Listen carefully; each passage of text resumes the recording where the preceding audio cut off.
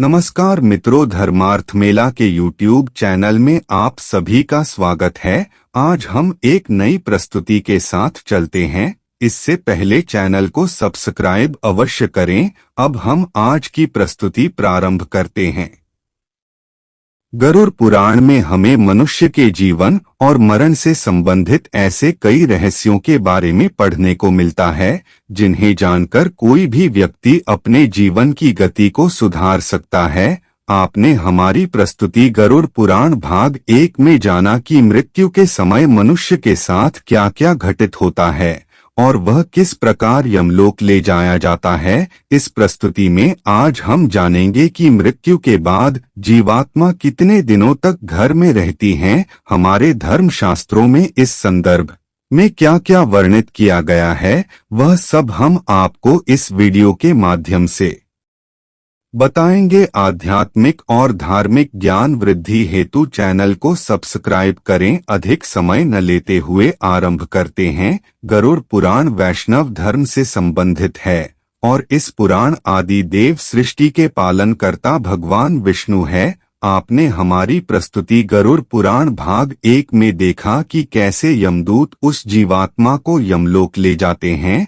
वह जीवात्मा 24 घंटों के पश्चात पुनः वापस आती है और 24 घंटों के दौरान जीवात्मा को उसके संपूर्ण जीवन का लेखा जोखा दिखाया जाता है, जिसमें यह आकलन होता है कि अपने जीवन काल में इस जीवात्मा ने कितने पाप और पुण्य किए हैं। इसके पश्चात आत्मा को फिर उसी घर में लाया जाता है जहां उसने अपने शरीर का त्याग किया था और 13 दिन तक वह जीवात्मा वही अपने परिवार के बीच रहती हैं।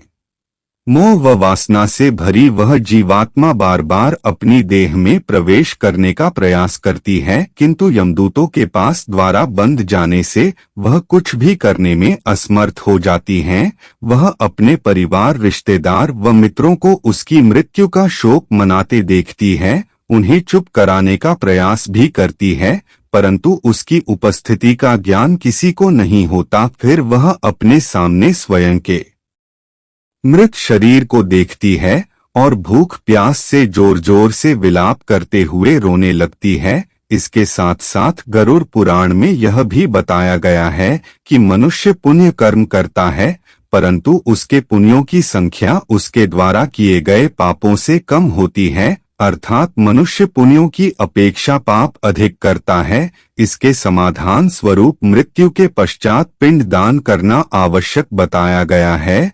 10 दिनों तक जीवात्मा के उद्देश्य से पुत्रगण पिंडदान देते हैं। अगर मृतक का पिंडदान नहीं किया गया तो जीवात्मा अनंत काल तक भटकती रहती है और हजारों सालों तक पीड़ा व कष्ट भोगने के बाद अगला जन्म लेती है। प्रतिदिन दिए जाने वाले पिंड के 4 भाग हो जाते हैं। उसके 2 भाग से मृतक का शरीर बनता है, तीसरा भाग यमदूत ले लेते हैं और चौथा भाग मृतक को खाने के लिए मिलता है। 9 दिन रात में प्रेत शरीर युक्त हो जाता है। शरीर बन जाने पर 10वें दिन प्राणी को अत्यधिक भूख लगने के कारण आहार रूप में प्राप्त होता है। पुराण के अनुसार 10 दिन तक दिए जाने वाले पिंड दान में विधि मंत्र, आवाहन और आशीर्वाद का प्रयोग नहीं होता, केवल नाम तथा गोत्र से पिंड दान दिया जाता है।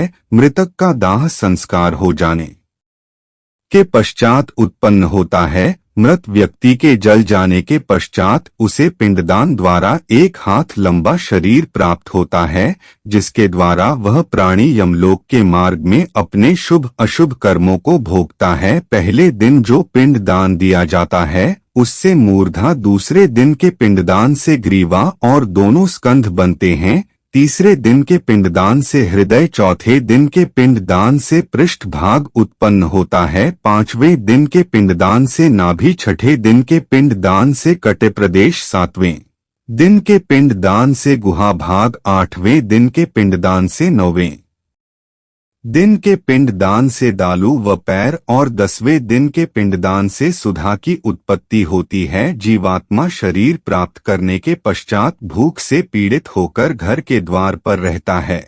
जिस दिन 10वां पिंडदान होता है उसमें मृतक का प्रिय भोजन बनाकर देना चाहिए, क्योंकि शरीर निर्माण हो जाने पर मृतक को अत्यधिक भूख लगती है। मृतक का प्रिय पदार्थ के अतिरिक्त भोजन का पिंड दान देने से उसकी भूख दूर नहीं होती। 11वें और 12वें दिन प्रेत भोजन करता है। मरे हुए स्त्री पुरुषों के लिए प्रेत शब्द का उच्चारण करना चाहिए। उन दिनों जो कुछ भी दिया जाता है उसको प्रेत शब्द के द्वारा देना चाहिए, क्योंकि वह मृतक के लिए आनंददायक होता है। शरीर धारण करके 13वें दिन प्रेत यमलोक जाने के लिए तैयार हो जाता है। यहाँ से यमलोक की यात्रा आरंभ होती है। मनुष्य अपने कर्मों के कारण ही, जो व्यक्ति जितना पापी होगा उसका अंतिम मार्ग उतना ही कठिन होता है, और वह जितना पुण्यकारी, निष्पकपटी और भगवत प्रेमी होगा उसकी स्वर्ग की यात्रा उतनी ही सरल व सुखदायक होगी। इसलिए हमें यह ध्यान रखना चाहिए कि कर्मों का फल जीते जी ही नहीं अपितु मृत्यु के पश्चात भी भोगना होगा। गरुड़ पुराण का यह भाग हम यहीं पर समाप्त करते हैं। इससे आगे आप अगले भाग में जानेंगे। हमारा उद्देश्य केवल आपके ज्ञान में वृद्धि करना व धर्म के प्रति आपकी जिज्ञासा को बढ़ाना है। अगर हमसे कोई त्रुटि हो गई हो तो हमें क्षमा करें। अब हमारी भेंट एक और नई ज्ञानवर्धक प्रस्तुति के साथ होगी। आज के लिए केवल इतना ही। जाने से पूर्व वीडियो को लाइक करें व हमारे चैनल धर्मार्थ मेला को सब्सक्राइब अवश्य करें। तब तक के लिए जय जय श्री राम।